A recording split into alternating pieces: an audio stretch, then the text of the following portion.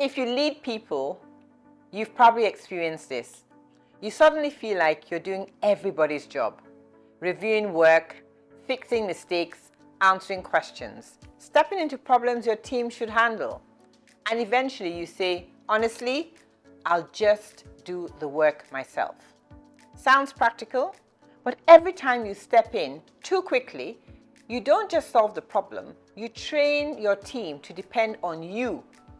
And that's where delegation starts to break down. I worked with a newly promoted leader who felt completely overwhelmed. Late nights reviewing reports, fixing presentations, stepping into client issues that their team had already started.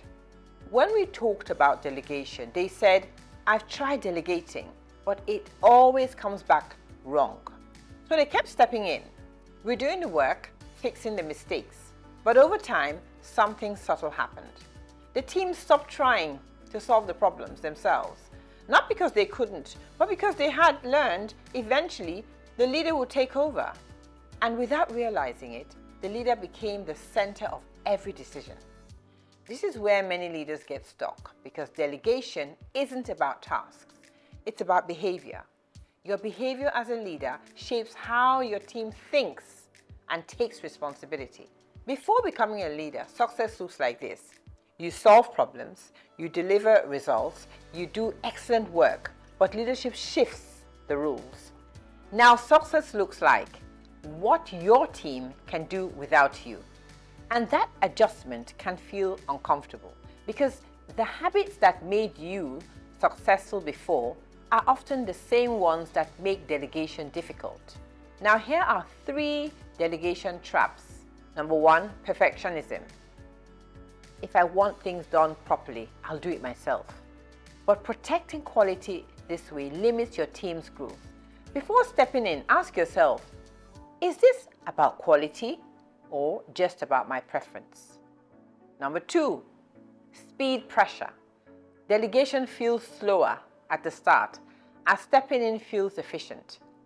But that short-term speed creates long-term dependency. So what you could say is, take a first pass, then we'll review it together. And number 3, control. Delegation requires trust, and that can feel uncomfortable.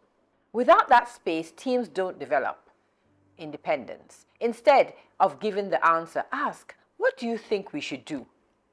Delegation isn't about reducing your workload, it's about shifting behavior to build capability and confidence. And over time, you stop being the bottleneck and your team starts thinking for themselves. So, here's a question. When something goes wrong, do you step in quickly to fix it, or do you pause and help someone learn how to solve it? Because leadership isn't just about getting the work done, it's about growing people who can carry responsibility as well. I'd love to hear from you. What's been the hardest part of delegation for you?